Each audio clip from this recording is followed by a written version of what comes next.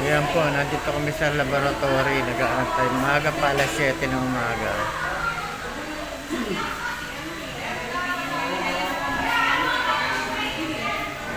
Ano po yung ibang mga nag-iintay? Mga nakaupo lang sa semento. Wala man lang saritang upuan.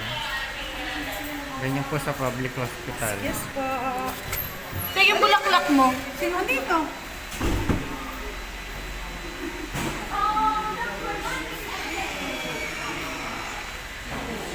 Kaya mahirap po pagka yung na hospital kayo sa public hospital talaga. Yun ang realidad.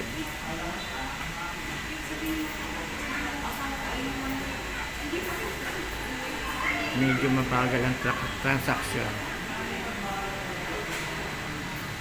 Galing na po kami dito para sa laboratory.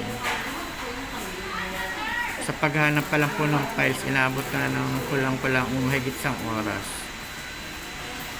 At pagdating namin sa laboratory, hindi na kami tinanggap.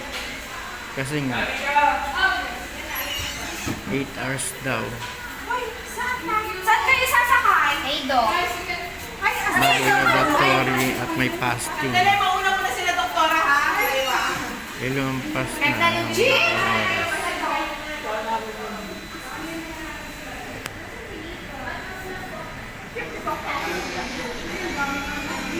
Kaya bumalik na lang kami. Bumalik kami ngayon.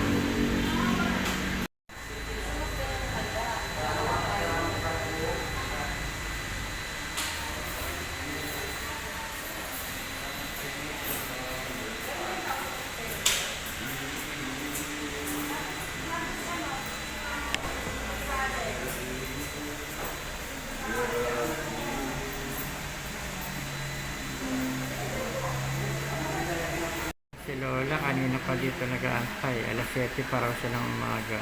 Halos magkasunuran lang po kami. Ibang pasyente ayun, mga nakatayo.